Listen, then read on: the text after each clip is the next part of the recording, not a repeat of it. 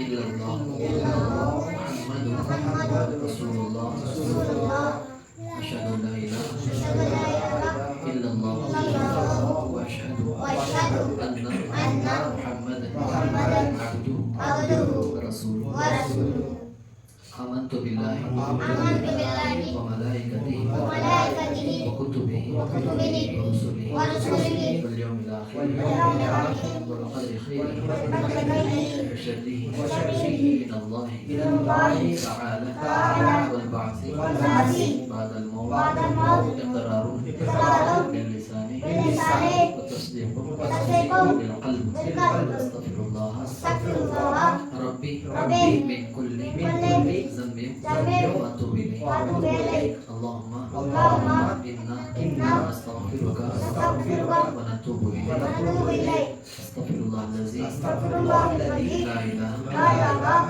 إلا هو الحي القيوم وأتوب إليه برحمتك يا أرحم الراحمين سبحان الله تسبح پڑھیں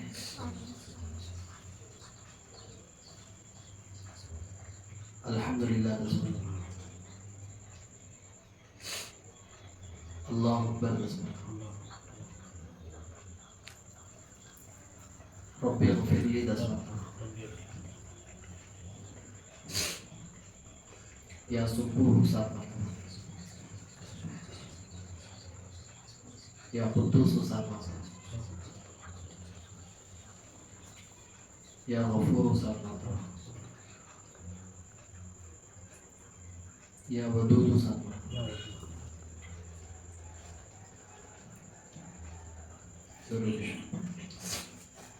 الحمد لله رب العالمين اللهم صل على سيدنا محمد وعلى ال سيدنا محمد وبارك وسلم ربنا لا تزغ قلوبنا بعد إذ هديتنا وهب لنا من لدنك رحمة إنك أنت الوهاب اللهم إنا نجعلك في نحورهم ونعوذ بك من شرورهم اے اللہ ہم سب کے گناہوں کو معاف فرما دیجیے ہم سب سے راضی ہو جائیے آزمائشوں سے بھرپور حفاظت فرما دیجیے ہر وقت عافیت کا معاملہ فرما دیجیے اللہ پورے امت مسلمہ پر ایک مرتبہ نظر کرم ڈال دیجیے اے اللہ جتنے بھی سن رہے ہیں جتنے بھی حاضر ہیں اے اللہ بعد میں ویڈیو سنیں گے اللہ سب کی دلی نیک مرادوں کو پوری فرما دیجیے اے اللہ ہر ہمیشہ تجھے ڈرتے ڈرتے کرنا کرتے کرتے ڈرنا ہر عمل میں تجھے حاضر و ناظر تیرا ڈر رکھتے ہوئے زندگی گزارنے والا بنا دیجیے اے اللہ غفلتوں سے حفاظت فرما دیجیے آزمائشوں سے بھرپور حفاظت فرما دیجیے اے اللہ عزت و ذلت کا تو ہی مالک ہے اے اللہ تو جسے چاہے عزت دے سکتا ہے جسے چاہے ذلیل کر سکتا ہے اے اللہ ہر ہمیشہ دشمنوں کے شرارتوں سے اے اللہ فتنہ پرور لوگوں کی فتنہ پروری سے اے اللہ حاسدین کے حسد سے ظالمین کے ظلم سے کافرین کے کفر سے مشرکین کے شرک سے اے اللہ بد نظری لوگوں کی بد نظری سے بدگمان خوروں کی بدگمانی سے چغل خوروں کی چغلیت سے غیبت خوروں کی غیبتوں سے اے اللہ مذاق اڑانے والوں کے مذاق سے جادو کرنے والوں کے جادو سے جنات کے اسرار سے اے اللہ بے برکتی سے اے اللہ حادثات اور نقصانات سے زمینی آسمانی اے اللہ ہر قسم کے نقصانات اور بلاؤں سے دشمنوں کے حرکتوں سے تمام چیزوں سے تیری اکیلی ذات ہے جو بچا سکتی ہے اے اللہ بچا لیجیے اے اللہ بچا لیجیے اے اللہ سب کی دلی نیک مرادوں کو پورا فرما دیجیے جو کام رکے ہوئے ہیں پینڈنگ ہیں رکاوٹیں ہیں اللہ ان چیزوں کو تو ہٹانے کی تیرے پاس طاقت ہے تو اس کا مالک ہے ہٹا دیجیے اچھی صحت سب کو بھی عطا فرما دیجیے برکت والی خوشحال زندگی دے دیجیے اے اللہ دل میں پورے امت مسلمہ کے دلوں میں علماء حق کی قرآن حدیث کی تمام دین کے شعبوں کی عظمت کو پیدا فرما دیجیے اے اللہ قدردانی پیدا فرما دیجیے اے اللہ آج کل ہم سب صرف نام کے بن چکے ہیں اے اللہ اعمال بھی صرف نام کے ہو رہے ہیں کام کے کچھ نہیں ہیں اگر کام کے ہوتے تو اتنے فسادات فتنے نہ کرتے اے اللہ صحیح بات تو یہ ہے کہ علماء حق کو حق بولنے نہیں دیا جا رہا ہے اگر جاہل پوری قوم خاموش رہ گئی اور علماء کو حق بولنے دے دے گی تو انشاءاللہ دنیا میں اے اللہ اسلام کا بول بالا ہو جائے گا، باطل کا منہ کالا ہو جائے گا، اے اللہ دشمن جو ہے ہار جائے گا، اے اللہ اسلام جیت جائے گا، اے اللہ سمجھداری کی توفیق عطا فرمائیے، نیک ہدایت عطا فرمائیے، اے اللہ خاتمہ بالخیر نصیب فرمائیے۔ جو بھی ہم پڑھے ہیں سنے ہیں یہ پورا ہدیہ اے اللہ یہ پورے اعمال کو اپنی بارگاہ میں اپنے فضل و کرم سے قبول فرماتے ہوئے اے اللہ یہ ہدیہ آپ صلی اللہ علیہ وسلم کے روح مبارک کو پہنچا کر ان کے وسیلے سے صدقے طفیل میں تمام انبیاء علیہ السلام، تمام صحابہ صحابیت رضی اللہ عنہم اجمعین، تمام تابعین، تبع تابعین، محدثین، اولیاء اللہ جتنے تیرے پاس آ چکے ہیں، جتنوں کے نام ہم جانتے ہیں نہیں جانتے ہیں، چاروں اے اللہ مسلکوں کے ائمہ کو، چاروں سلاسل کے مشائخ کو، ائمہ کو، چاروں اے اللہ سلسلوں کے بزرگوں کو، اے اللہ جتنوں کے نام کتابوں میں موجود ہیں غیر موجود ہیں، اے اللہ جو زندہ ہیں جو آ چکے سب کے ارواح کو یہ ہدیہ پہنچا دیجیے، اے اللہ ان کے تمام دعاؤں میں ہمارا حصہ شامل کرتے ہوئے ان سب کا فیض ہمارے سینوں میں جاری اور منتقل فرما دیجیے، اے اللہ ہر ہمیشہ دشمنوں کی سازشوں کو ناکام فرما دیجیے، اے اللہ ان کو اسی میں سبق عطا فرما دیجیے، اے اللہ فلسطین میں چھوٹے چھوٹے معصوم بچوں کو اے اللہ اسپتالوں کو بمبوں کو بمباری کر کے اڑا دیا جا رہا ہے، اے اللہ ایسے ایسے خطرناک ریاکٹ برسائے جا رہے ہیں، آواز بھی نہیں آتی ہے، اے اللہ جس ریاکٹ میں 6 بلیڈ ہوتے ہیں اے اللہ وہ 6 لوگوں کے جسم کو ٹکڑے ٹکڑے کر دیتے ہیں، اے اللہ تو ہی بچانے والا ہے، اے اللہ آخر وہ لوگ اتنے دنوں سے قید و بند میں ہوتے ہوئے دشمن کا مقابلہ کر رہے ہیں، وہ زندہ کیسے ہی تو ہی جانتا ہے، وہ کیا کھاتے پیتے ہی تو ہی جانتا ہے، اتنے اسلامی ممالک ہونے کے باوجود تماشا بن چکے ہیں، اے اللہ یہ بہت بڑا جرم عظیم ہے، اے اللہ ان کے حق میں فلسطین اور غزہ حماس کے حق میں اے اللہ فتح نصیب فرما دیجئے، اے اللہ نصرت فرما دیجئے، تیری مدد کو اتار دیجئے، اے اللہ دشمن کو اسرائیل کو نیست و نابود فرما دیجئے، اے اللہ ہم کیا بھی کر سکتے ہیں، اے اللہ سب سے بڑے ہم گنہگار ہیں، نافرمان بندے ہیں، اے اللہ ہم دعا جو مانگ رہے ہیں ان کے حق میں اے اللہ ہم اس کے بھی قابل نہیں تھے، اے اللہ ان کو فتح نصیب فرما دیجئے، دشمن کو ذلیل و خوار کر کر نیست و نابود فرما دیجئے، اے اللہ بیت المقدس کی حفاظت فرما دیجئے، اے اللہ چھوٹے چھوٹے معصوم بچوں کی شہداء کے طرف دیکھتے ہوئے تیری مدد کو اتار دیجئے، اے اللہ جو کچھ مانگے اپنے بے بسی کا مانگے تو اپنے شان عطا فرما دیجئے، حرم شریفین کی، بیت المقدس کی، تمام مساجد کی، مراکز کی، مدارس کی، خانقاہوں کی، مکاتب کی حفاظت فرما دیجئے، اے اللہ سب میں اخلاص عطا فرما دیجئے، اے اللہ جو کچھ مانگے اپنے بے بسی کا مانگے تو اپنے شان عطا فرما دیجئے۔ اللهم انا نسألك من خير ما سألك منه نبيك وحبيبك محمد صلى الله عليه وسلم ونعوذ بك من شر ما استعاذك منه نبيك وحبيبك محمد صلى الله عليه وسلم ونعوذ بك من شر ما استعاذك منه نبيك وحبيبك محمد صلى الله عليه وسلم وانت المستعان وعليك البلاغ لا حول ولا قوة الا بالله العلي العظيم اللهم هذا الدعاء وعليك الاجابة وهذا الجهد وعليك التقلان إلهي عبدك العاصي أتاك مقرا بالذنوب وقد دعاك فإن تغفر فأنت لذاك أهل وإن تطرد فمن يرحم سواك اللهم هذا الدعاء وعليك الإجابة وهذا الجود وعليك التقلان ربنا تقبل منا إنك أنت السميع العليم وتب علينا إنك أنت التواب الرحيم برحمتك يا أرحم الراحمين الحمد لله رب العالمين.